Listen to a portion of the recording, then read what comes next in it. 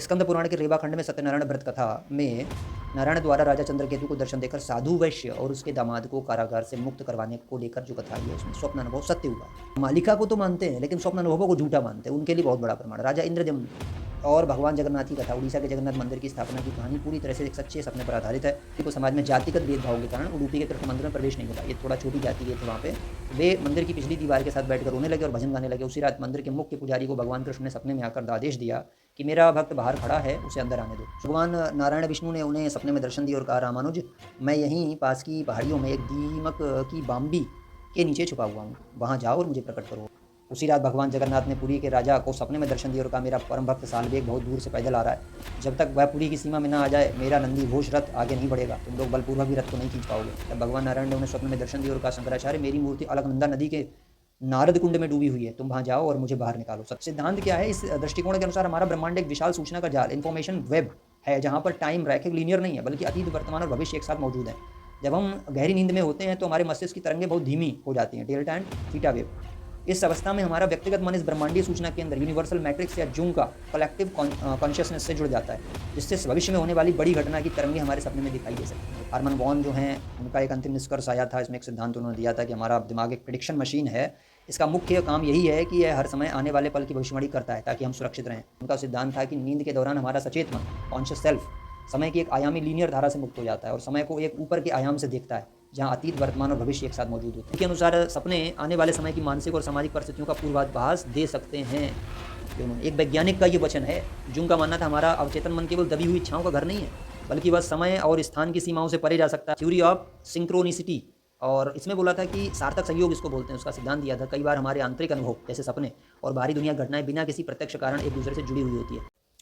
जय श्री कल की माधव, जय श्री जगन्नाथ। मैं हूँ आपका अपना मित्र, भाई, बंधु, सखा और कल की भगवान का एक तुच्छ सेवक। जैसा कि आज आपने हमारी यूट्यूब वीडियो के थंबनेल में देखा, एक बहुत ही महत्वपूर्ण वीडियो आप लोगों के लिए, स्वप्न शास्त्र का पूरा विवेचन मनोवैज्ञानिक और शास्त्रीय प्रमाणों के आधार पर, और जो हमारे पौराणिक ग्रंथों में कथाएँ हैं या जो भक्तों की कथाएँ हैं, स्वप्न अनुभवों की कथाएँ हैं, जो परम भक्त रहे, वैष्णव भक्त रहे, बल्लभाचार्य जी या आप तुलसीदास जी की बात करें या बड़े बड़े जो भी साधु संत रहे, उनके भविष्य को जानने वाले जो स्वप्न थे, सत्य हुए जो स्वप्न थे, उनके अनुभवों को भी हमने इसमें 42 अनुभवों को लिया है।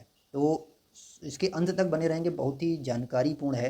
मनोवैज्ञानिक दृष्टि से कई हमने वैज्ञानिकों का इसमें विवेचन किया, जिन्होंने अपने अपने सिद्धांत दिए कि क्या सपने सत्य होते हैं, क्या सपने सिर्फ कल्पना या मिथ्या या भ्रम होते हैं, या सत्य और भविष्य दर्पण भी होते हैं।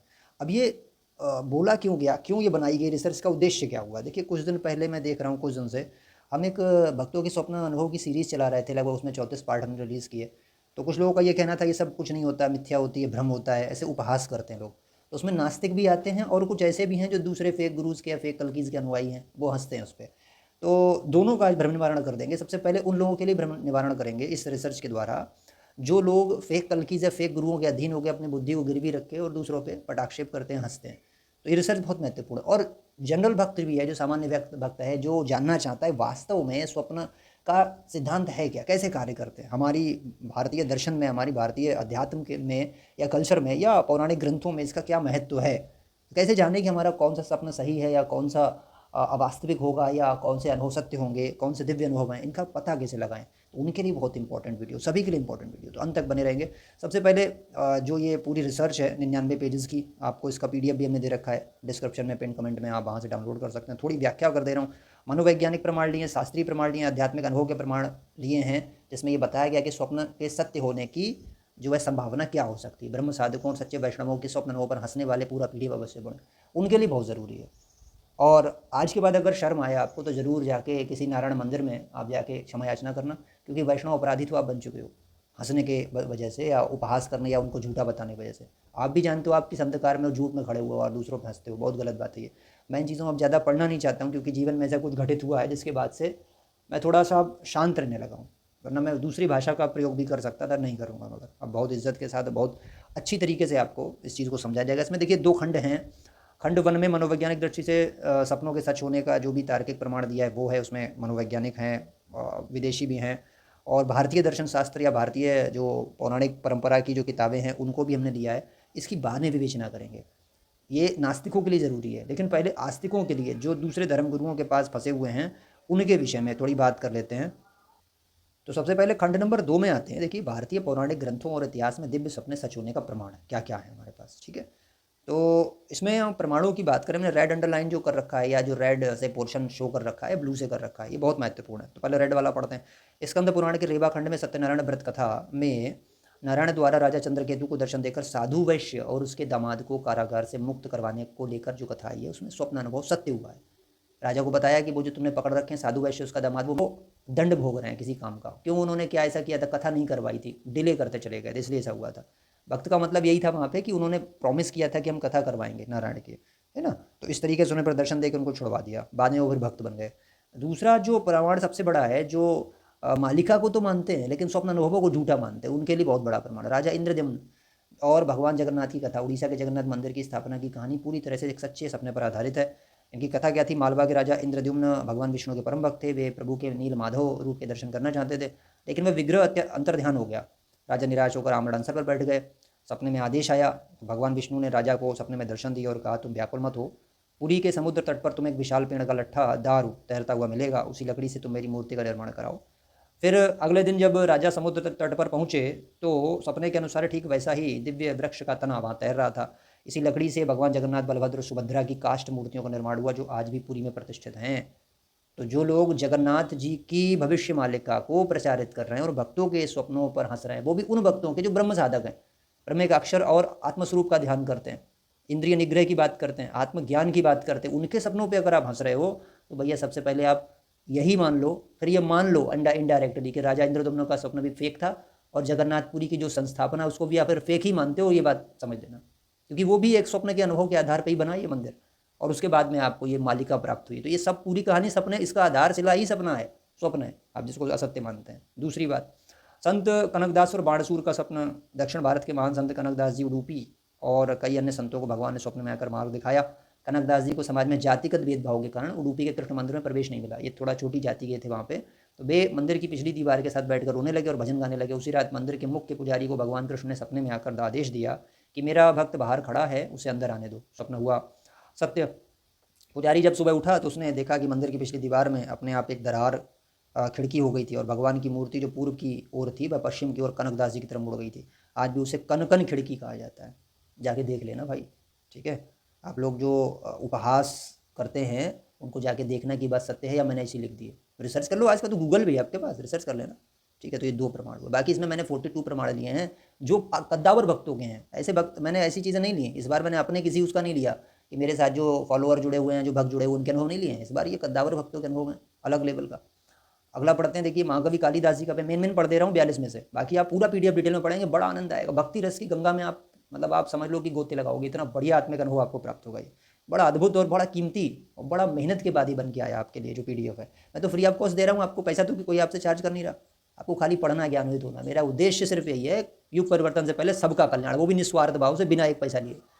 और इतनी ऑथेंटिक और सटीक जानकारी मुझे नहीं लगता किसी चैनल पे मिल रही इस समय। सारे बस करंट अफेयर उड़ा रहे हैं और कुछ नहीं, प्रेडिक्शन खिलाया जा रहा है सब जगह। अब आप देख लो आगे, महाकवि कालिदास और देवी काली जी का स्वप्न। महाकवि कालिदास आरंभ में अत्यंत मूर्ख थे, लेकिन बाद में संस्कृत के महान कवि बने। इसके पीछे देवी कृपा और स्वप्न का एक प्रसिद्ध प्रसंग आता है। अब प्रसिद्ध प्रसंग क्या आता है, देखिए। पत्नी विद्योत्तमा द्वारा अपमानित होने के बाद कालिदास ने देवी काली की कठोर आराधना की। मान्यताओं के अनुसार एक रात देवी ने अत्यंत प्रसन्न होकर कालिदास को स्वप्न में दर्शन दिए और उनकी जीभ पर दिव्य अक्षर लिखे। कालिदास जी को जीव पर उनके दिव्य अक्षर स्वप्न में लिखे थे। और जब कालिदास की आंख खुली तो वे साधारण पुरुष से महाकवि बन चुके थे। दूसरे दिन उनके मुख से तुरंत देवी की स्तुति में श्यामला दंडकम, जो इनका प्रमाणिक स्तुति है देवी के लिए, यह जो उन्होंने लिखा, मतलब लिखा क्या, गाया और उसके बाद बोले विबद्ध किया गया। यह स्वप्न उनके जीवन का सबसे बड़ा सच साबित हुआ। अब बताइए आप, ये चीज़ें हैं। फिर अगला, दक्षिण भारत के अलवार संतों को रंगनाथ स्वामी का आदेश। तमिलनाडु के प्रसिद्ध श्री रंगम मंदिर भगवान रंगनाथ यानी भगवान विष्णु जी के इतिहास में स्वप्न दर्शन की कई प्रमाणिक कथाएं भी मिलती हैं। ठीक है, ऐसी भी चीज़ें आपको देखने को मिलेंगी।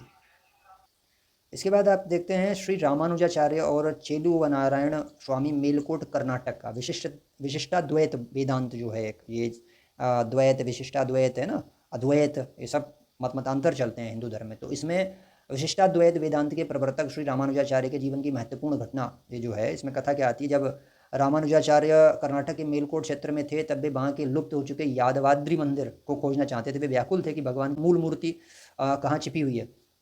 एक रात भगवान नारायण विष्णु ने उन्हें सपने में दर्शन दिया और कहा, रामानुज, मैं यहीं पास की पहाड़ियों में एक दीमक की बाम्बी के नीचे छुपा हुआ हूँ, वहाँ जाओ और मुझे प्रकट करो। अगले दिन रामानुजाचार्य अपने शिष्यों और स्थानीय राजा के साथ सपने में दिखाए गए स्थान पर पहुँचे।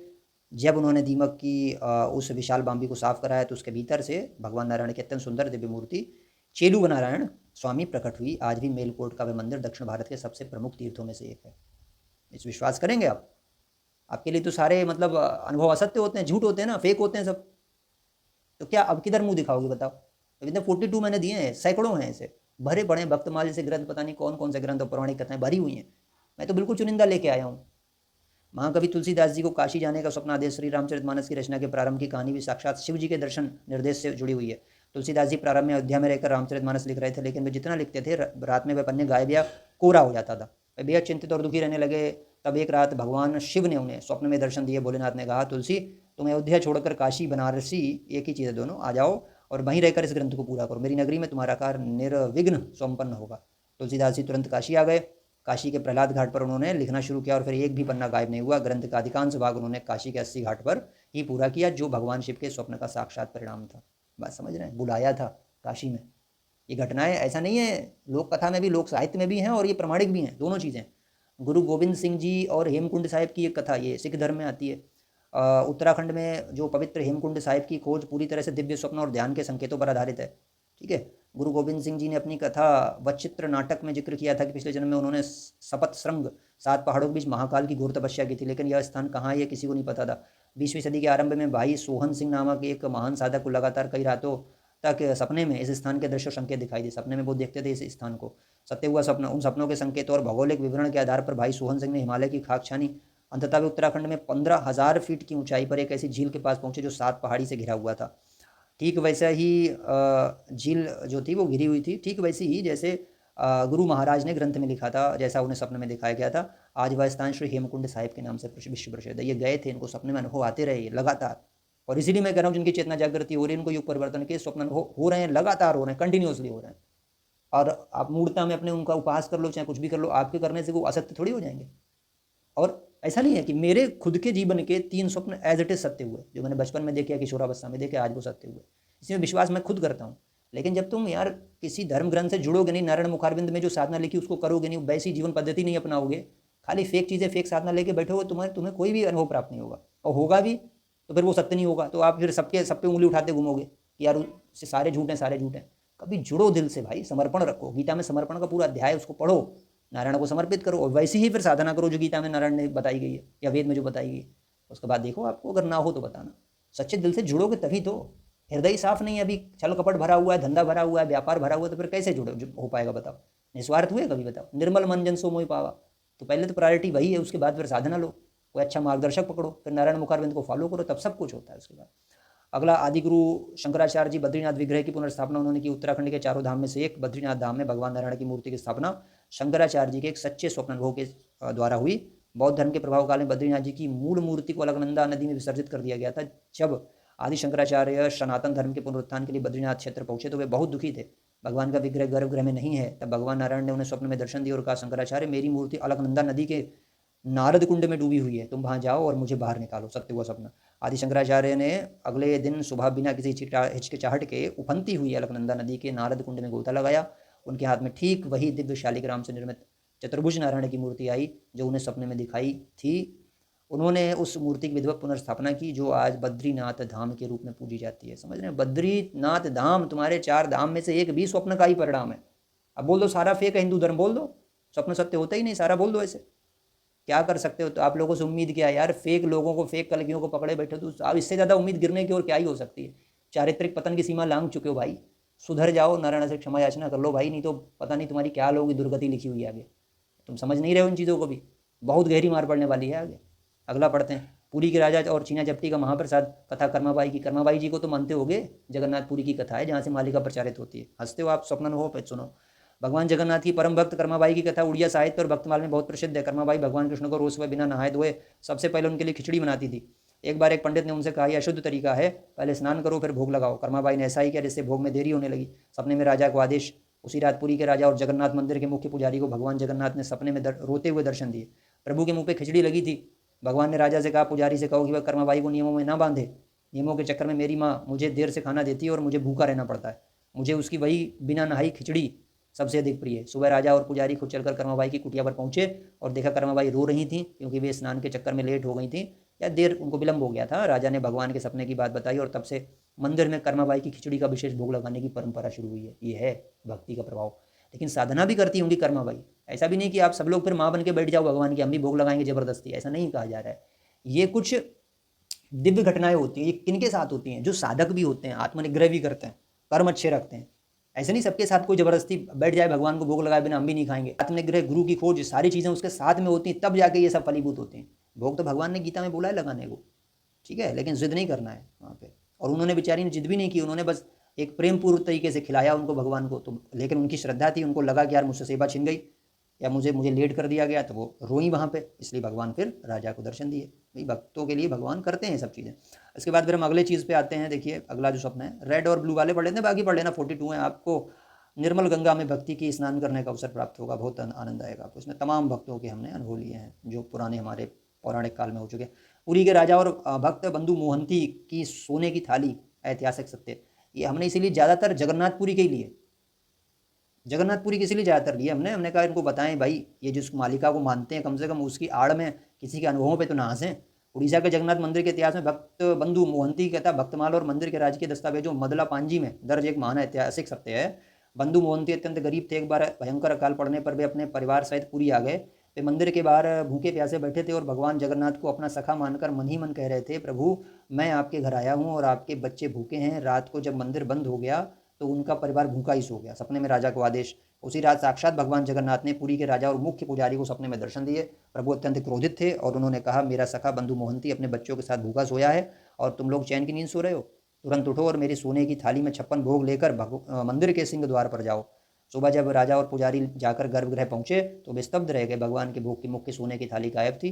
तब वे ढूंढते हुए मंदिर के सिंह द्वार पर पहुंचे तो उन्होंने देखा कि बंधु मोहंती के परिवार के पास वही दिव्य सोने की थाली रखी थी जिसमें वे महाप्रसाद पा चुके थे। राजा तुरंत उनके चरणों में गिर पड़े और उन्हें राजकोष से आजीवन सहायता देने का आदेश दिया।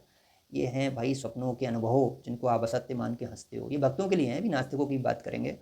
राजस्थान के लोक देवता रामदेवरा पीर जी, रामसा पीर जी, इनका हमारे जीवन में बहुत प्रभाव है। और आप यकीन नहीं मानेंगे, मैं जानता नहीं था इनको बहुत ज़्यादा डीपली, बट उन्होंने जब हमारे साथ जो चमत्कार किए हैं वो हमारी रूह कांप जाती है वो सब याद करके। और आगे जो होने वाला वो भी हमको पता है। रामदेवरा पीर का बहुत बड़ा उसमें रोल होगा आगे परिवर्तन में, उस स्थान का जहाँ पे उनका आज वो है दिव्य दरबार। राजस्थान के सबसे पूजनीय लोक देवताओं में से एक बाबा रामदेव जी की अवतरणिक कथा राजा अजमाल जी एक सच्चे स्वप्न से जुड़ी हुई है। कुछ अजमल भी कहते हैं। पोकरण के राजा अजमाल जी संतानहीन थे। वे इस बात से अत्यंत दुखी रहते थे। उन्होंने संतान प्राप्ति के लिए द्वारका जाकर भगवान द्वारिकाधीश के चरणों में घोर प्रार्थना की। उनकी अविरल भक्ति से प्रसन्न होकर एक रात साक्षात द्वारिकाधीश ने राजा को सपने में दर्शन दिए। सपने में प्रभु का वचन, भगवान ने राजा से कहा, हे राजन तुम उदास मत हो, मैं स्वयं तुम्हारे घर पुत्र रूप में अवतार लूंगा। भाद्रपद मास की द्विज द्वितीया को जब तुम अपने घर के आंगन में कुमकुम के पैरों के चिन्ह, पगलिया बोलते हैं उसको, बने हुए देखोगे तो समझ जाना कि मैं आ चुका हूँ। ये राजस्थानी भाई सब समझ रहे होंगे क्या चल रहा है। राजा अजमाल जी जब वापस लौटे तो ठीक भाद्रपद शुक्ल द्वितीया को उनके महल के थाल और आंगन के में स्वतः ही कुमकुम के छोटे छोटे दिव्य पग चिन्ह उभर आए और पालने में साक्षात बालक रामदेव जी प्रकट हो गए। आज भी राजस्थान और गुजरात में उन्हें कृष्ण का अवतार मानकर पूजा होती है, घरों में भी होती है, पाठ होता है उनका, वाणी पाठ होता है, बहुत सारी चीज़ें होती हैं। ये स्वप्न अनुभवों की बातें हो रही हैं जिनको आप फेक कह के हंसते हो उनको, और भक्तों को पागल बोलते हो कि तो ऐसे ही सब करते हैं, सब भ्रमित हैं, ये सब मिथ्या उड़ा रहे हैं, सब ये झूठ उड़ा रहे हैं। आप तो सच्चे हो, किधर से सच्चे हो भाई? वैष्णवों के सपनों पे हंसते हो और उनकी निंदा करते हो। कुछ जानते हो भी कुछ भक्ति के बारे में? भक्ति का भाव ही मालूम है? छींट पड़ी कभी आत्मा पे? कभी ईमानदारी से कोई कार्य किया, निस्वार्थ भाव से भगवान के लिए जिए हो? कभी कभी करो तब तुम्हें समझ में आएगा ये क्या चीज़ें चल रही हैं। छत्रपति शिवाजी महाराज और तुलजा भवानी का ये तलवार का स्वप्न, ये इसमें बोला गया है कि तुलजा भवानी ने उनको तलवार दी थी सपने में और फिर सुबह जब उठे तो वो तलवार उनके पास पाई गई थी। ये एक सपना आता है, या पढ़ लेना, काफ़ी लंबा पीडीएफ है, मैंने मेन ले लिया। फिर एक पुरी के राजा और भक्त सालवेग का रुका हुआ रथ, ये भी इंपॉर्टेंट है क्योंकि उड़ीसा वालों को ज़्यादा मैं इसमें लिया हूँ क्योंकि उनको हैं तो फिलहाल सारे ही स्टेट्स के, लेकिन उड़ीसा के मैं पढ़ दे रहा हूँ स्पेशली क्योंकि उनको बड़ा डाउट रहते हैं। उड़ीसा के जगन्नाथ इतिहास में एक भक्त सालवेग की कथा एक ऐतिहासिक सच है जिसके गवाह आज भी रथ यात्रा के नियम है। सालवेग जाति से मुस्लिम थे परंतु उनके हृदय में भगवान जगन्नाथ के प्रति अनन्य प्रेम था। एक बार रथ यात्रा के समय वे बहुत दूर थे और गंभीर रूप से बीमार हो गए। वे पुरी की ओर दौड़ रहे थे लेकिन उन्हें आभास हुआ कि वे समय पर नहीं पहुँच पाएंगे। उन्होंने व्याकुल होकर प्रार्थना की, प्रभु जब तक मैं आपके दर्शन न कर लूँ तब तक अपना रथ मत बढ़ाना। उसी रात भगवान जगन्नाथ ने पुरी के राजा को सपने में दर्शन दिया और कहा, मेरा परम भक्त साल्वेग बहुत दूर से पैदल आ रहा है, जब तक वह पुरी की सीमा में ना आ जाए मेरा नंदी घोष रथ आगे नहीं बढ़ेगा, तुम लोग बलपूर्वक भी रथ को नहीं खींच पाओगे। अगले दिन जब रथ यात्रा हुई तो राजा और पुजारियों ने देखा कि भगवान जगन्नाथ का विशाल रथ अचानक एक जगह आकर रुक गया। सैकड़ों हाथियों और हजारों सैनिकों के खींचने पर भी रथ 1 इंच आगे नहीं बढ़ा। कुछ ही देर में भक्त साल्वेग रोते बिलखते वहां पहुंचे और जैसे ही उन्होंने महाप्रभु के दर्शन किया, रथ स्वतः ही आगे बढ़ गया। आज भी उस स्थान पर साल्वेग की मज़ार है जहाँ रथ यात्रा का रथ हर साल कुछ समय के लिए रुकता है। ये हैं आपके ही उड़ीसा के, बताओ अनुभव है ये जिन पे आप हंस रहे हो यार। क्या बताओ, क्या मुंह दिखाओगे भगवान को भी खड़े हो गए। राजा मुकुंद देव और भगवान जगन्नाथ का अंक गणना स्वप्न उड़ीसा के गजपति राजवंश के इतिहास और पुरी जगन्नाथ मंदिर के राज्य के दस्तावेजों में दर्ज ऐतिहासिक घटना बेहद महत्वपूर्ण है। गजपति राजा मुकुंद देव भगवान जगन्नाथ के परम भक्त थे। उस समय राज्य की अंक पारंपरिक वर्ष प्रणाली की गणना और राज्य के निर्णयों को लेकर राजा राजपुरोहितों के बीच कुछ मतभेद और असमंजस की स्थिति बन गई थी। राजा इस बात को लेकर बेहद चिंतित थे कि राज्य की परंपरा और कालगणना में कोई त्रुटि न हो। वे रात को प्रभु के चरणों अपनी चिंता सौंप कर सो गए। उसी रात साक्षात भगवान जगन्नाथ ने राजा मुकुंद देव को स्वप्न में दर्शन दिए। प्रभु ने मुस्कुराते हुए राजा को कालगणना का सही मार्ग दिखाया और कहा, हे राजन, तुम चिंतित मत हो, मेरी इच्छा से ही तुम्हारी अंक व्यवस्था और साम्राज्य का संचालन हो रहा है। तुम इसी गणना के अनुसार आगे बढ़ो, तुम्हारी विजय तुम्हारी ही होगी। सुबह उठकर राजा ने यह बात पुरोहितों और मंत्रियों को बताई तो सब स्तब्ध रह गए। सपने के निर्देशों के अनुसार जब गणना की गई तो सारे मतभेद स्वतः ही दूर हो गए और राज्य में सुख समृद्धि आ गई। आज भी गजपति राजाओं के इतिहास में इस स्वप्न निर्देश को बहुत आदर से देखा जाता है। ये आपके थे दिव्य अनुभव खंड नंबर 1 के, ठीक है, जो मैंने आपको बताया। खंड नंबर 2 के थे ये, अब खंड नंबर 1 में आ जाते हैं। ठीक है भैया, खंड नंबर 1, ये तो 2 उनके लिए था जो भक्त थे लेकिन फेक जगहों फंस के और वैष्णव जनों की या हमारे फॉलोअर जो हमारे चैनल पे आते उनकी हंसी बनाते थे या मेरी भी हंसी बनाते थे। ये लोग तो ऐसे ही बस खाली मिथ्या में जी रहे हैं, झूठ में जी रहे हैं। इसलिए बता दिया मैंने कि कोई भक्त होगा अगर सच्चा तो उस पर उंगली उठा के कहीं दोषी मत बच जाना, नरकों में भी स्थान नहीं मिलता उन लोग को। ठीक है, और वो तो भविष्य बताएगा कि क्या सत्य होगा क्या झूठ होगा, किसके ऊपर मार पड़े किसको प्रसाद मिलेगा, ये भी भविष्य बताने वाला, बहुत जल्दी भविष्य बताने वाला। चिंता मत करो, बिल्कुल कुछ दिन में रूह कांप जाएगी बहुत सारे लोगों की। आ जाओ आगे भाई, खंड 1 में ये उनका है जो नास्तिक हैं, जो कहते हैं वो तो सपने सब ऐसी होती, कल्पना कोरी होती है। ऐसे भी आते हैं हमारे चैनल पे बहुत आके, भाई आपको विश्वास नहीं तो आप मत आओ, हमने तो कहा नहीं आपसे, लेकिन आप लोग चले आते हो तो ठीक है भाई, आपका भी हम समाधान करेंगे। ये भी नारायण की प्रेरणा हुई, अंतर प्रेरणा, 3 दिन की रिसर्च उन्होंने करवाई। बोले बेटा इनका भी भ्रम निवारण कर दो, इनकी आंखों में मोतियाबिंद हो गया है, उसका इलाज कर दो जरा जाके। तो ठीक है भाई, चलो आपका भी कर देते हैं इलाज। मनोविज्ञान की दृष्टि से सपनों का सच होना, मनोविज्ञान, विज्ञान को तो मानते हो ना, साइकोलॉजी को मानोगे नहीं मानोगे, इसमें कोई उसकी बात नहीं हो रही, ब्रेन की बात नहीं हो रही। जो ब्रेन आपका होता है जो नसों नाड़ी से और उससे बना हुआ है, जो ठीक है मन से बना, उसकी बात नहीं हो रही। ये मन की बात हो रही है, इसको मनोविज्ञान बोलते हैं, साइकोलॉजी। तो उसमें साइकोलॉजी ये बीएड का और डीएलएड का भी विषय है, उसमें चाइल्ड पेडागोजी वगैरह पढ़ाई जाती है, बहुत सारी चीज़ें होती हैं मनोवैज्ञानिक वगैरह हैं उसमें। तो ये विस्तृत रूप से अगर उसको हम देखेंगे तो उसमें कार्ल गुस्ताव जुंग जो थे स्विस मनोवैज्ञानिक, और उन्होंने ये सिगमंड फ्राइड जो बहुत बड़े मनोवैज्ञानिक थे उनके समकालीन सहयोगी भी रहे, और उन्होंने एक सिद्धांत दिया था थ्योरी ऑफ सिंक्रोनिसिटी, और इसमें बोला था कि सार्थक संयोग इसको बोलते हैं, उसका सिद्धांत दिया था। कई बार हमारे आंतरिक अनुभव जैसे सपने और बाहरी दुनिया घटनाएं बिना किसी प्रत्यक्ष कारण एक दूसरे से जुड़ी हुई होती है, ये उन्होंने बोला था। कहा जो बाहरी जगत में आप जो घटनाएं हैं और जो आपके अंदर जो चीज़ें चल रही हैं सपने, वो एक दूसरे से जुड़े हुए होते हैं। ये किसने बोला था? आपके महान वैज्ञानिक कार्ल गुस्ताव जुंग ने, जो मनोवैज्ञानिक थे, ठीक है, जो कि सिगमंड फ्राइड के समकालीन है। सिगमंड फ्राइड का नाम है डीएलएड और बीएड की बुक्स में, एक बार जाके पढ़ना उन्होंने क्या काम किया साइकोलॉजी के लिए। ये आप उनको झूठ बोल के उड़ा रहे हो खाली। भविष्य सूचक सपने जो उन्होंने बताए, जुंग का मानना था हमारा अवचेतन मन केवल दबी हुई इच्छाओं का घर नहीं है, बल्कि वह समय और स्थान की सीमाओं से परे जा सकता है। उन्होंने अपने जीवन में कई ऐसे सपने दर्ज किए जो बाद में सच हुए, जैसे प्रथम विश्व युद्ध में शुरू होने से पहले यूरोप का खून में डूबा देखना। उनके अनुसार सपने आने वाले समय की मानसिक और सामाजिक परिस्थितियों का पूर्वाभास दे सकते हैं। ये उन्होंने, एक वैज्ञानिक का ये वचन है कि सपना आगे अनुमान दे सकता है या स्थिति का पूर्वाभास आपको करा सकता है कि क्या होने वाला है। आप हंसते हो यार, कितनी शर्मनाक बातें, बताओ कितनी शर्मनाक बातें यार। बिना मतलब प्रमाण के, बिना चीज़ों को, किसी की लाइफ को बिना जाने उसने क्या भक्ति की है, 15-15, 20-20 साल क्या उसने फटके खाए हैं उस अभियान को आगे बढ़ाने के लिए, उसको बिना जाने यार हंसने लगते हो दांत फैला के, और उसको झूठा साबित करते हो, और उन भक्तों को जो है, तमाम भक्तों को झूठा साबित करने लग जाते हो। अरे यार कौन से नरक में स्थान मिलेगा तुम्हें, मैं समझ नहीं पा रहा हूँ भाई, कौन से नरक में स्थान मिलेगा? लो तुम्हारे साइंस से मैंने साबित किया, और इनके बारे रिसर्च इनके पढ़ो जाके, पूरे पेपर्स हैं इनके पब्लिश हैं, मैं तो पूरा प्रमाणिक बात कर रहा हूँ। JW ने जो हैं उनके ये उन्होंने स्वप्न विज्ञान के बारे में कुछ काम किया था 1927 में, एन एक्सपेरिमेंट विद टाइम जो उनकी किताब थी उस पब्लिश हुई। उसके बाद उन्होंने एक बहुआयामी सिद्धांत दिया। उन्होंने वर्षों तक अपने और अपने परिचितों के सपनों को रिकॉर्ड रखा। उन्होंने पाया कि हमारे सपनों में बीते हुए कल की घटनाओं के साथ साथ आने वाले कल की घटनाएं भी समान अनुपात में शामिल होती हैं। उनका सिद्धांत था कि नींद के दौरान हमारा सचेत मन, कॉन्शियस सेल्फ, समय की एक आयामी लीनियर धारा से मुक्त हो जाता है और समय को एक ऊपर के आयाम से देखता है, जहाँ अतीत, वर्तमान और भविष्य एक साथ मौजूद होते हैं। बात समझ रहे हैं? एक आयाम की बात हो रही है, ऊपर वाले आयाम से नीचे देखता है तो उसको पता लग जाता है कि आगे भविष्य में क्या होने वाला है। ये भी एक इंजीनियर थे वैसे, एरोनॉटिकल इंजीनियर JW ड्यून, लेकिन इन्होंने साइकोलॉजी में भी काफ़ी काम किया है, मनोविज्ञान में, समझ रहे हैं? तो उन्होंने एक बुक लिखी थी, उसमें सब उन्होंने ये चीज़ें बताई थी। एक इंजीनियर आदमी, साइंटिस्ट आदमी वो बोल रहा है, ठीक है।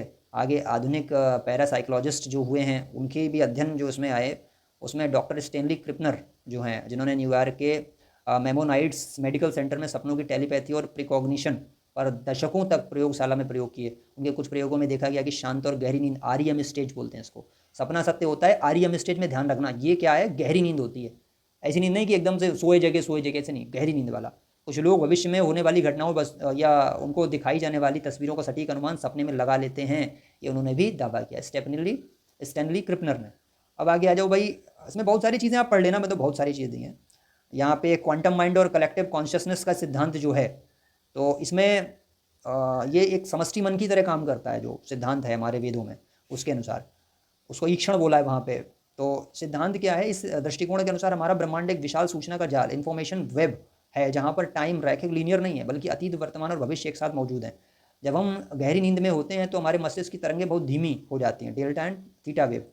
इस अवस्था में हमारा व्यक्तिगत मन इस ब्रह्मांडीय सूचना केंद्र, यूनिवर्सल मैट्रिक्स या जूम का कलेक्टिव कॉन्शियसनेस से जुड़ जाता है, जिससे भविष्य में होने वाली बड़ी घटना की तरंगें हमारे सपने में दिखाई दे सकती हैं। बताइए, साइंटिस्ट का मानना है ये क्वांटम माइंड और कलेक्टिव कॉन्शियसनेस का सिद्धांत है ये साइंस मान रहा है यार, आप उसको नकारते हो। हालांकि कुछ साइंटिस्ट नहीं मानते हैं, लेकिन कुछ मानते भी हैं, और दोनों ने अपने अपने प्रयोग किए, है ना। और जिन्होंने प्रयोग करके साबित किया भाई, उनको क्यों नहीं मानेंगे? सिगमंड फ्राइड के सहयोगियों ने उनको पारित किया। अब्राहम लिंकन का एक सपना था, मार्क ट्वेन का एक सपना था, टेलीपैथिक ड्रीम्स के बारे में बहुत सारे सिद्धांत हैं। फ्राइड ने कहा था कि नींद के दौरान जब सचेत दिमाग का पहरा हट जाता है तो दो लोगों के बीच मानसिक तरंगों का आदान प्रदान आसान हो जाता है। टेलीपैथी है, भगवान भी चाहे तो अपने भक्त को टेलीपैथी कर सकता है, भविष्य के बारे में बता सकता है कि बेटा इस स्थान पे ये काम होने वाला है, इस स्थान पे हमारा तुम्हारा मिलन होने वाला है, इस स्थान पे एकत्रीकरण होगा, इस स्थान पे युद्ध होगा, इस स्थान पर फाइनल बैटल होगा। सब कुछ बता सकते हैं। टेलीपैथी फ्राइड ने उनको माना था। यदि दूर बैठा आपका कोई प्रिय व्यक्ति किसी भारी मुसीबत में है या उसके साथ कुछ घटने वाला है, तो उसकी मानसिक तरंगें आपके अवचेतन को प्रभावित कर सकती हैं, जिससे आपको उसका सपना आता है और वह बात सच निकलती है। बात समझ रहे हैं? तो जो लोग हमारे चैनल पे टेलीग्राम ग्रुप में आके बदतमीज़ी करते हैं या जो गलत चीज़ें बोलते हैं, उनको बहुत ज़्यादा शर्म करनी चाहिए इन चीज़ों पे। मैं फिर बोल रहा हूँ। इसके बाद सपनों के प्रकार कैसे काम करते हो, मनोवैज्ञानिक प्रामाणिकता, प्रोस्पेक्टिव क्या है उनका, दिमाग भविष्य की चुनौतियों के लिए योजना और अभ्यास करता है, 100% प्रमाणित होता है ये। फिर उसके बाद प्रोडोमिक में क्या बोला गया, भविष्य, शरीर के भीतर छिपी हुई बीमारियां, शारीरिक बदलाव। अब इसमें क्या होता है, जैसे ऊपर वाला जो है आपका प्रोस्पेक्टिव जो है वो भविष्य की योजना या अभ्यास उनके लिए बनाता है, चुनौतियों के लिए। और दूसरा वाला जो है ये प्रोडोमिक, ये जो है आपकी बीमारी या शारीरिक बदलावों का संकेत देता है। सपनों की बात हो रही है। प्री कॉग्निटिव जो होते हैं इस टाइप के, वो क्या सपने होते हैं, बिना किसी तार्किक कारण के भविष्य की घटना दिख जाना, ये इंपॉर्टेंट होता है। प्री कॉग्निटिव जो है थर्ड फेज वाला जो सपना जो है अलग टाइप है, ये इंपॉर्टेंट है कि तार्किक कारण नहीं था और अचानक से आपको कोई देव दर्शन हो जाए या क्या हो जाए। वो आगे बताएंगे अपने शास्त्रों में इनके बारे में क्या लिखा हुआ है, वो भी आपको बताएंगे। फिर पैरासाइकोलॉजी विवादास्पद है, ये जुंग और क्वांटम सिद्धांतों द्वारा समर्थित है। ये इसको पढ़ लेना, बहुत अच्छी चीज़ है ये। इसमें सोते समय विशेष रूप से नींद के दौरान मस्तिष्क के न्यूरॉन्स की विद्युत गतिविधि एक अलग ही स्तर पर होती है। कुछ वैज्ञानिकों को कहना है कि हमारा अवचेतन मन समय को लीनियर, एक सीधी रेखा के रूप में नहीं देखता। नींद में मस्तिष्क उस वर्तमान को थोड़ा फैला देता है, जिससे आने वाले कुछ घंटों या दिनों की घटनाओं की तरंगे मस्तिष्क पहले ही पकड़ लेता है। हरमन वॉन जो हैं, उनका एक अंतिम निष्कर्ष आया था, इसमें एक सिद्धांत उन्होंने दिया था कि हमारा दिमाग एक प्रेडिक्शन मशीन है। इसका मुख्य काम यही है कि यह हर समय आने वाले पल की भविष्यवाणी करता है ताकि हम सुरक्षित रहें। जब आप सो रहे होते हैं, दिमाग दुनिया भर के डेटा को एक महाकंप्यूटर की तरह विश्लेषण करता है। ये विश्लेषण इतना सटीक होता है कि दिमाग आने वाले समय की किसी भी घटना का हूबहू नक्शा खींच देता है, और जब वह घटना घटती है तो हम हैरान रह जाते हैं। एक कोई जादू नहीं, बल्कि दिमाग की सुपर कंप्यूटिंग पावर है। ठीक है, सामूहिक अवचेतन और वैश्विक चेतना, ये वही समष्टि मन की ग्लोबल कॉन्शियसनेस आ गई। इसमें सपनों के 3 स्तर बताए गए। जैविक स्तर क्या है कि आपका शरीर आने वाली बीमारी को पहले भांप कर सपने में बता देता है कि भाई आप बीमार होने वाले हो। संज्ञानात्मक कॉग्निटिव, इसका दिमाग आपके अतीत और वर्तमान का इतना तार्किक विश्लेषण कर रहा है कि वह भविष्य की सटीक भविष्यवाणी कर पा रहा है। संज्ञानात्मक स्तर जो होता है। क्वांटम स्तर भी है, आपकी चेतना नींद के दौरान समय और स्थान की सीमाओं को शिथिल करके ब्रह्मांडीय सूचनाओं को ग्रहण कर रही, ब्रह्मांडीय सूचना आ रही है उसके अंदर, ये क्वांटम स्तर है। तो ये सब था वेस्टर्न जो उनके साइकोलॉजिस्ट थे, मनोवैज्ञानिक थे, उन्होंने जो अपने सिद्धांत दिए। पढ़ लेना आप नास्तिकों के लिए, जाहिलों के लिए खैर बहुत ज़रूरी है। और मैं सही बता रहा हूँ, आप लोगों को बहुत ज़्यादा मेरे पास देने के लिए समय बचा नहीं भाई अब। और ये मैंने इसलिए भी किया क्या कि क्योंकि बहुत सारे जो अच्छे भक्त हैं उनको भी कुछ ज्ञान प्राप्त हो सके, और आप में से किसी की भी थोड़ी बहुत चेतना स्तर भी रह गई हो चरित्र पतन के बाद, तो उनको शायद एक दिशा मिल सके। बाकी मैं आपसे उलझना चाह नहीं रहा हूँ अब, क्योंकि आपकी गति और है दूसरी तरफ, कली के आप उन्मुख हैं मुंह में जाने के लिए, और हम कल की वक्त जो है अपने कल की प्रभु की ओर जा रहे हैं। तो आप लोगों से बहुत ज़्यादा हमारा बेसिक वास्ता ना अभी है ना आगे रहने वाला है, बट फिर भी जन कल्याण के लिए मैंने रिसर्च की, आपको समर्पित फ्री ऑफ कॉस्ट बिना पैसे के। हम आपके वाले वो नहीं हैं फेक वाले, बाबा लोग की तरह नहीं है कि किताब छाप दी साहब उसके बाद पैसा आपसे बटोर रहे हैं, वो वाला हमने काम ही नहीं करा। इससे पहले 12 आ चुके PDF, UPI आज तक शेयर नहीं करा, कोई उंगली नहीं उठा सकता है। बट आप लोग को फिर भी शर्म नहीं आती है कि आप यार क्या बोलते हो। ठीक है, अच्छी बात है, आपकी जो है सोच आपको मुबारक। वराहमिहिर की बृहद संहिता जो हमारे प्रमाणिक ग्रंथों में बात करते हैं, प्राचीन भारत के महान खगोल शास्त्री और ज्योतिषाचार्य वराहमिहिर द्वारा रचित यह ग्रंथ अद्भुत है। और इसमें जो सपने हैं उनके सटीक होने के लक्षण दिए गए हैं कि सत्य होते हैं सपने, ये प्रमाणित किया गया है। तो ये पहली बृहद संहिता। दूसरा अग्नि पुराण भविष्य पुराण में भी बताए गए, इसके विषय में बताया गया है ना। और वो क्या बताया गया अग्नि पुराण में? स्वप्न विचार अध्याय 229 में अग्नि पुराण में पूर्ण रूप से सपनों के वर्गीकरण, शुभ अशुभ फलों और बुरे सपनों के निवारण के उपाय भी दिए गए हैं। इसको स्वप्नाध्याय भी कहते हैं। अध्याय 229, कुछ संस्करण में 230 भी मिलता है, ऐसा बताया जा रहा है। ठीक है, ये श्लोक संख्या मुख्य रूप से 1 से 17 के बीच, तो उनके पहर और जो फलित होने का जो अवधि है उसका वर्गीकरण है। ठीक है, तो इस तरीके से हाँ उन्होंने पूरे वो दे दिए, प्रहर दे दिए। और फिर अरुणोदय भोर वाला 10 दिन के भीतर सपना सच हो जाता है।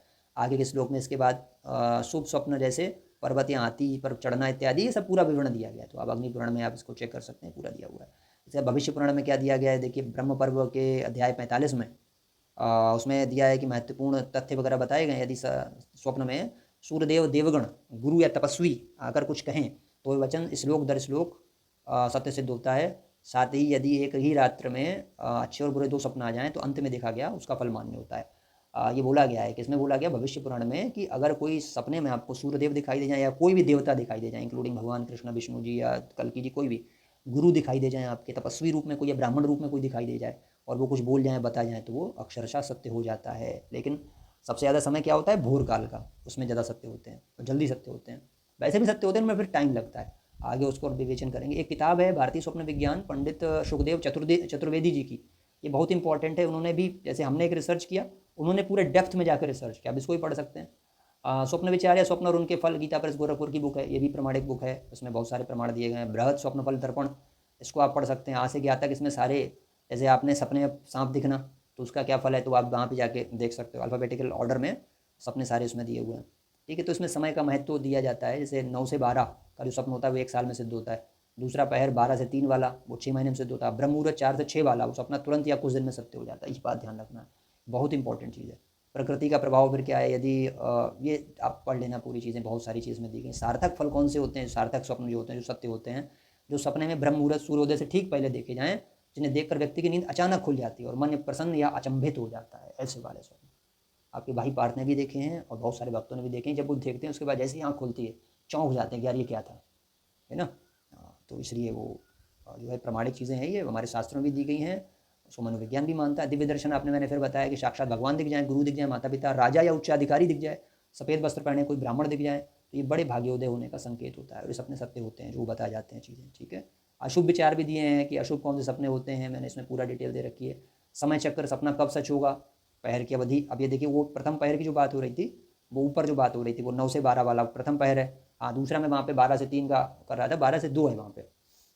12 से 2 द्वितीय पहर है, वो 6 महीने के भीतर उसका फल मिल जाता है। 9 से 12 20 देखते हैं, और उसमें वही वाले जो ऊपर आपको पता है ना, ब्राह्मण इत्यादि या जो भगवान दिख जाए, उसमें 1 वर्ष के अंदर फल। तृतीय पहर 3 महीने के भीतर फल देता है। चतुर्थ पहर जो ब्रह्म मुहूर्त वाला, भोर वाला 4 से 6 वाला, वो 10 दिन से लेकर तुरंत, या तुरंत भी सत्य हो सकता है, 10 दिन से लेकर के वो साक्षात आपके सामने आ जाता है, यानी सत्य हो जाता है। ये सारी चीज़ें हैं, पूरा खंड 1 में आपको हमने बता दिया।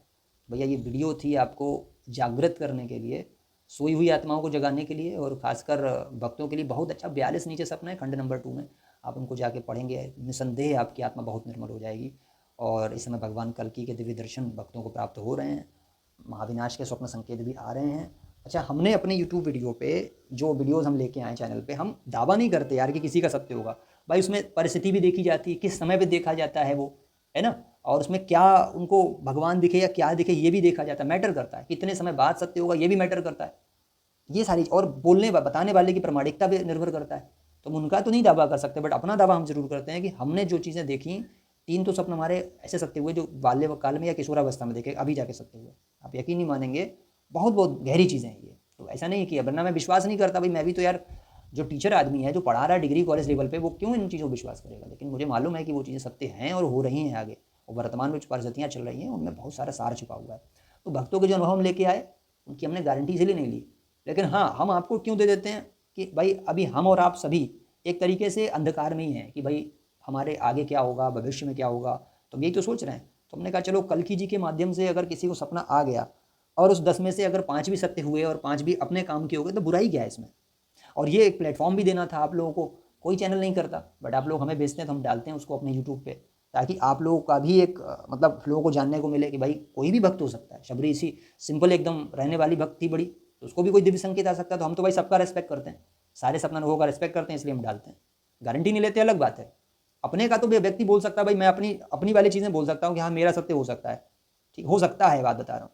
होगा नहीं होगा वो परिस्थिति पे निर्भर है, भगवान पे निर्भर है, लेकिन हो सकता है, मैं बोल रहा हूँ क्योंकि हुए हैं पहले। लेकिन दूसरों की गारंटी नहीं ले सकते, लेकिन आप उनको एक प्लेटफॉर्म दे रहे हैं। क्यों? क्योंकि उनमें से भी कोई बहुत अच्छा भक्त हो सकता है, वैष्णव या ब्रह्म साधक, और उसकी चीज़ भविष्य में सत्य हो गई। तो इसलिए तो इन्फॉर्मेशन डाली वो कि आप लोग उससे लाभान्वित हो सकें। इसलिए बिल्कुल नहीं डाली थी कि आप उसका उपास करें जाके, या उस पर आप जो है उसको झूठा बताएं या कुछ भी कहें। ये बहुत गलत चीज़ें हैं, और ये रिसर्च बहुत इंपॉर्टेंट थी। आप लोग आशा है इस PDF को पूरे को जरूर पढ़ेंगे, महत्वपूर्ण PDF है, आप आराम से उसको पढ़िए पूरा। वीडियो अच्छा लगा तो उसको भाई लाइक और शेयर कर दीजिए। चैनल पर नए चैनल को सब्सक्राइब कर लीजिए। हालांकि अपना सहायता बहुत कम दिन का है, बट फिर भी जितना है उतना में आप लोगों को लाभान्वित करते रहेंगे, ज्ञानोदित करते रहेंगे। कोई डिमांड नहीं है, अपने टेलीग्राम ग्रुप से जुड़ सकते हो, फ्री ऑफ कॉस्ट है, कोई पैसा किसी प्रकार का यहाँ देना नहीं। किसी भी तरीके की जो सेवा चल रही है, अभियान चल रहा है, 1 पैसे का स्वार्थ नहीं आप लोगों से। आराम से रहो, प्रेम से रहो भैया, और साधना से बस जुड़ जाओ, ब्रह्म का अक्षर और अनाक्षर तत्व से। हो सकता है कल ये कोई कहने वाला भी ना हो कि ये साधना कर लो, फिर बाद में आपको याद आए आप पुरानी क्या साधना कर रहे हो, हमें उससे मतलब नहीं। आप उसके साथ में भी 5 मिनट ब्रह्म का अक्षर और 15 से 20 मिनट अगर शून्य साधना, या इसको आत्मस्वरूप का ध्यान गीता में बोलते हैं, वो करेंगे, निसंदेह आपको तुरीय अवस्था का ध्यान करो, निसंदेह आपको फल उसका प्राप्त होगा। मर्यादाएं हैं कुछ उसकी, उनका PDF लेना जरूरी है। मर्यादा आपको फॉलो करनी पड़ेगी जीवन में। आपके स्वप्न अनुभव अगर आते हैं तो आप जो डेट और प्लेस वाला है, यानी इसमें कोई दिनांक दी हो और कोई स्थान, या भगवान का ही कोई संकेत है, भगवान स्वयं आके कोई वैश्विक परिस्थिति बताइए आगे भविष्य की, तो आप हमको जरूर टेलीग्राम कर दें या फिर मेल कर दें kalkikapaar@gmail.com पर। इसके अतिरिक्त आपके जो पर्सनल सपने होते हैं वो ना बताएं, कोई दिक्कत नहीं है। हम ये चाहते हैं कि भक्तों को चेतावनी मिल सके या जागरूकता मिल सके, है ना, इसलिए ठीक है। और इस रिसर्च में, और इसको फॉरवर्ड भी कर सकते हैं आप, दूसरे लोग पढ़ लेंगे उसको। नीचे हमने लिंक्स वगैरह भी दे रखे हैं और PDFs के, वो भी आप पढ़ सकते हैं। ठीक है, तो अच्छा वीडियो आज का हमारा आपका रहा। और मेरे दिल में, मैं सही बता रहा हूँ, जो भी लोग इस चैनल का उपहास करने वाले थे या जो भी हैं, हालांकि वो कुछ जानते नहीं हैं, बट फिर भी मेरे दिल में उनके लिए कोई दुर्भाव नहीं है, कोई दुर्भाव नहीं, मैं सही बता रहा हूँ। अगर कल की डेट में भगवान ने ये बोल दिया कि यार इन लोगों की भी हेल्प कर दो, तो मैं उनकी हेल्प कर दूंगा, निसंदेह। याद रखा, बहुत बड़ा दिल है आपके भाई का। आप लोग भले ही 3rd क्लास लेवल में चेतना आपकी पहुँच गई हो, हमारी चेतना इतनी नहीं गिरी है। स्थित प्रज्ञ आदमी और समदर्शी जो होता है, गीता का जो जो ज्ञान दे रहा है उसके बारे में पता है क्या लिखा है। गीता सीरीज आ रही है, आप उसको सुना करो। साफ साफ साफ गीता में लिखा है कि अतिशय प्रिय है मेरा वो व्यक्ति जो गीता का प्रचार करता है। अतिशय प्रिय, उससे प्रिय मेरा कोई दूसरा है ही नहीं जो गीता के ज्ञान का प्रचार कर रहा है। तो हम अपने मुंह से ये सिद्ध नहीं कर रहे हैं, गीता का ज्ञान ये सिद्ध कर रहा है। और उस समदर्शी व्यक्ति वो गौ, हाथी, कुत्ते और चंडाल को समान रूप से देखता है। तो मैं दुष्ट और धर्मात्मा को समान दृष्टि से देखता हूँ, लेकिन कहीं दुष्ट जो मिसगाइड ना करने किसी धर्मात्मा को, इसलिए उनके अज्ञान का खंडन और सही ज्ञान लाना आवश्यक होता है। वही आपके भाई ने किया। वेरियस प्लेटफॉर्म से भी जुड़ सकते हैं, लिंक डिस्क्रिप्शन में पिन कमेंट में दिएगा। इस PDF को डाउनलोड करके सेव करके रख सकते हैं, आगे आपके काम आएगा निसंदेह। तो मिलते हैं आपसे नेक्स्ट वीडियो में। जय श्री कल्की माधव, जय श्री जगन्नाथ, जय श्री पंचशिखा, जय श्री सत्यनारायण। और सभी लोग जय श्री कल्की जो है अवश्य लिखा करें जब भी कोई कमेंट किया करें कमेंट बॉक्स में, ठीक है। ये हमारा एक सरोकार बनता है भगवान के भक्त होने के नाते। ये नहीं डायरेक्टली कोई कमेंट लिख दिया और उसमें हमने कोई जय श्री कल्की वगैरह, हमारा संबोधन है, उद्बोधन है, हमें लिखना चाहिए, ठीक है। ठीक है, सबको जय श्री कल्की, नमो नारायण।